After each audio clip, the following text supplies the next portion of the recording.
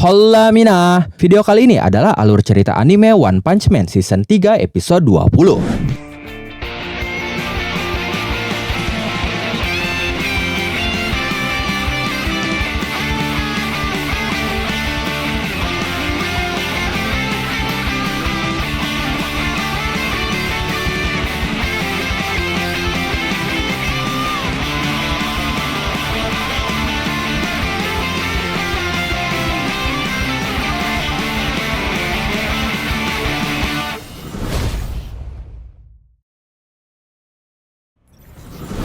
Para tahanan yang melihat kekuatan Nyan sangat terkejut. Mereka berkata, luar biasa. Jadi ini adalah kekuatan dari para eksekutif monster. Kemudian para tahanan itu bersiap menghabisi puri-puri yang terluka. Mereka berkata, sekarang kesempatan kita untuk membunuhnya. Ini hebat kan? Tapi puri-puri ternyata masih bisa berdiri. Para tahanan itu pun terkejut. Mereka berkata, dia masih bisa bergerak. Nyan pun yang melihatnya sangat keheranan. Puri-puri berkata, jadi menurutmu para kekasihku tidak akan bisa menjadi manusia lagi? Itu salah. Selama hati kalian masih merupakan hati manusia, kalian tetaplah manusia seutuhnya. Aku tidak akan menyerah. Aku harus menyelamatkan para kekasihku. Dengan cinta, tidak ada yang mustahil. Para tahanan yang mendengar itu semakin jijik. Dia berkata, sialan, dia mengeluarkan kata-kata yang keren, tapi dia sama sekali tidak memahami situasinya. Berhenti menganggap kami kekasihmu. Sudah cukup basa-basinya. Kau sudah tidak bisa melawan balik. Ini menguntungkan. Ayo kita bunuh. Saat itu para tahanan menyerang puri-puri hingga baju puri-puri robek semua. Tapi puri-puri tidak terluka sama sekali. Para tahanan pun terkejut. Mereka berkata, rasanya ada yang berbeda. Wujud macam apa itu? Nyan yang melihatnya pun keheranan. Dia berkata di dalam hatinya, apa yang terjadi? Luka yang menumpuk di tubuhnya membangkitkan insting pertahanannya, dan sebagai hasilnya, tubuhnya berevolusi dengan cepat. Apa mungkin hal seperti itu bisa terjadi? Apa manusia selalu seperti ini? Ini mengherankan. Saat itu ternyata tubuh puri-puri dipenuhi oleh bulu. Puri-puri berkata, mustahil. Apakah aku menumbuhkan sayap malaikat? Mendengar itu para tahanan langsung berkata, tidak, terlihat jelas kalau itu cuma bulu. Lalu puri-puri berkata lagi, aku akan menamai ini baju jirah bulu malaikat. Ini meningkatkan pertahananku. Dengan begini, aku bisa mengabaikan serangan para kekasihku dan fokus pada satu tujuan, yaitu mengalahkan kucing itu. Nyan terlihat panik. Dia berkata, aku langsung merasa ketakutan. Perasaan ini memaksakan kasih sayang kepadaku, sama seperti yang dilakukan mantan majikanku dulu. Tapi aku tidak peduli. Biar para eksekutif lainnya yang melawan orang ini. Setelah itu Nyan masuk ke dalam celah sempit di dinding. Puri-puri yang melihatnya sangat terkejut. Dia berkata, bukankah celah itu sempit sekali? Nyan berkata, aku bisa masuk ke dalam celah walaupun ukurannya hanya selebar 3 mm.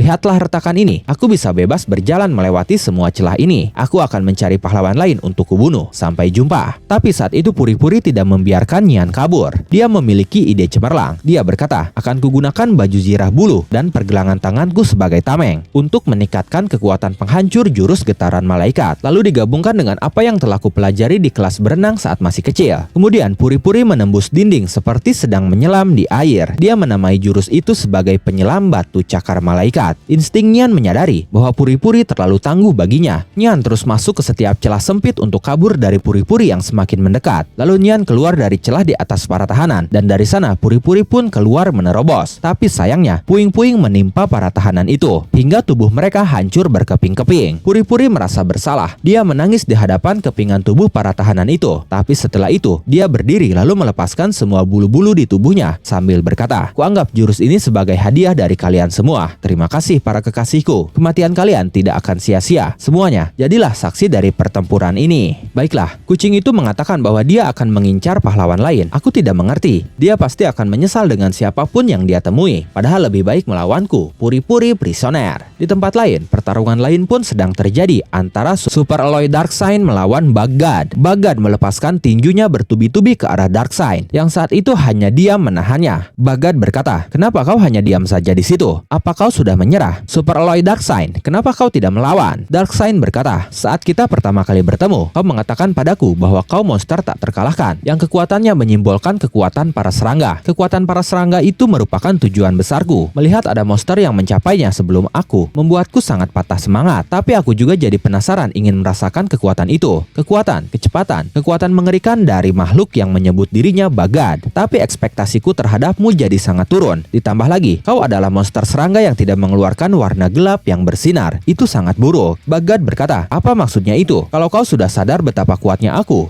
punya kabar buruk untukmu. Kaulah yang terburuk. Darkseid berkata, tubuhku hanya memiliki otot yang sangat besar, tapi setidaknya kemampuanku berada di atasmu, Bagad. Biar ku ajarkan padamu satu hal. Mereka mengatakan bahwa ada 3 pahlawan yang masing-masing diantaranya tidak boleh dibuat marah. Pertama, si makhluk terkuat di bumi, King Sama. Jika membuatnya marah, mesin King miliknya akan meraung dan memusnahkan seluruh kejahatan dalam sekejap. Kedua, si cenayang dengan kekuatan membunuh yang luar biasa, Tatsumaki-chan. Jika membuatnya marah, dia akan memusnahkanmu dan mengubah mayatmu menjadi abu sampai tak tersisa. Dan yang ketiga adalah aku, manusia hitam dan bersinar, Super Alloy Darkseid. Kalau kau berani membuatku marah, otot-otot ini tidak akan memberimu ampun. Bagad terlihat kesal mendengarnya. Dia berkata, kalau begitu biar ku ajarkan padamu apa akibatnya jika kau membuatku marah. Orang yang sedang kalian incar dengan susah payah, sang pemburu pahlawan Garo, pukulannya sama sekali tidak mempan terhadapku. Tempurungku ini seperti benteng besi. Ledakan kekuatan yang mampu ku keluarkan dengan tubuh seranggaku ini levelnya sangatlah berbahaya dibandingkan manusia biasa sepertimu. Bisa dikatakan, seluruh tubuhku ini sudah seperti senjata. Otot-ototmu itu hanyalah pajangan saja. Aku akan mencabik-cabik semua itu dan mengubahmu menjadi makanan serangga. Lalu Darkseid berkata, kau sembrono sekali. Kemudian saat itu Bagad mengubah wujudnya, lalu melepaskan tinju-tinjunya lagi. Darkseid hanya diam saja menerima tinju-tinju itu. Lalu hanya dengan satu pukulan saja, Darkseid membalasnya dan Bagad langsung hancur total. Darkseid berkata, sudah kukatakan bahwa kau terlalu sembrono. Bahkan aku sendiri tidak tahu caranya untuk menyakiti tubuhku ini. Setelah itu, lantai di atas Darkseid bergetar hebat. Dia berkata, bangunannya bergetar hebat. Mungkin seseorang sedang melawan eksekutif monster. Kalau aku tidak segera melawan sosok penting seperti eksekutif monster, ototku akan kehilangan semangat. Ternyata saat itu yang sedang bertarung sampai menggetarkan bangunan adalah Saitama yang sedang berhadapan dengan Overground Rover. Saitama berkata, tadi aku diserbu oleh monster-monster aneh dan sekarang aku dihadang oleh anjing raksasa misterius. Kau diberi makan apa sampai bisa jadi sebesar ini? Membiarkan anjing besar seperti ini berkeliaran sangatlah berbahaya. Apa majikanmu ada di fasilitas bawah tanah ini? Saat itu Rover sudah bersiap menembakkan serangannya ke arah Saitama yang berjalan ke arahnya. Tapi saat dilepaskan, Saitama menghindarinya dengan cara melompat. Saitama berkata, dia langsung menggonggong dan menyerang. Begitu kami saling bertatapan. Sudah cukup, jangan menyeburkan api. Di mana sopan santunmu? Lalu Saitama bersiap melepaskan tinjunya kepada Rover sambil berkata, duduklah. Tinju pun dilepaskan. Rover terhempas sangat jauh. Pukulan Saitama itu menciptakan getaran yang sangat dahsyat dan itu dirasakan semua pahlawan yang sedang berada di markas asosiasi monster. Para monster pun merasakan getaran dahsyat itu. Tidak hanya di dalam tanah, di permukaan tanah pun getaran dahsyat itu sangat terasa dan suaranya berisik sekali. Sekinggar yang ada di permukaan berkata, getarannya hebat sekali. Aku hanya bisa menghubungi Child Emperor. Aku tidak bisa menganalisa situasi pertarungan saat ini. Apakah sesuatu sedang bergerak? Genos pun merasakan getaran itu. Bahkan dia menyadari itu ulah siapa. Dia berkata, barusan, apakah jangan-jangan itu? Sementara itu, Nyan menyusup ke setiap celah menuju pusat getaran. Di sana dia mengintip dan melihat Saitama berjalan menuju Rover yang sudah terkapar. Nyan terlihat panik. Dia berkata, siapa orang itu? Dia yang mengalahkan Rover hanya dengan sekali pukul, tapi dia masih belum menyadari keberadaanku. Ini satu-satunya kesempatanku untuk melancarkan serangan kejutan. Setelah itu, Nyan pun keluar dari celah dan langsung melepaskan cakar-cakarnya tepat di kepala belakang Saitama. Tapi cakar-cakar itu tidak mempan sama sekali. Saitama menoleh ke belakang sambil berkata, setelah anjing, kini muncul seekor kucing. Nyan sangat ketakutan. Dia berkata, ini gawat, orang ini akan menghabisiku. Aku akan kabur. Tidak ada alasan bagiku untuk mempertaruhkan nyawa di garis depan demi asosiasi monster. Nyan akhirnya masuk lagi ke dalam celah bangunan di sana sambil berkata, biar monster lain yang berurusan dengannya. Aku penasaran siapa yang mampu mengalahkan orang itu. Gyoro-Gyoro pun merasakan getaran yang dibuat Saitama. Dia berkata, Rover yang mengamuk tiba-tiba tidak mengeluarkan suara lagi. Apa jangan-jangan?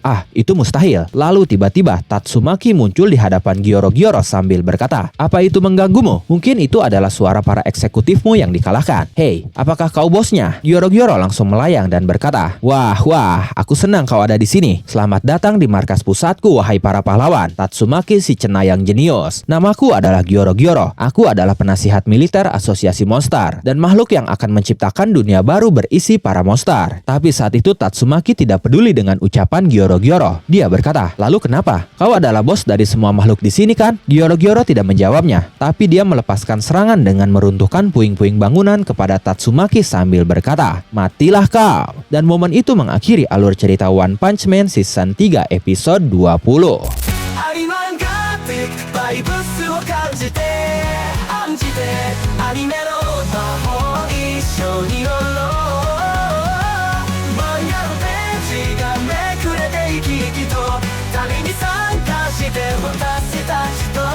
the monster.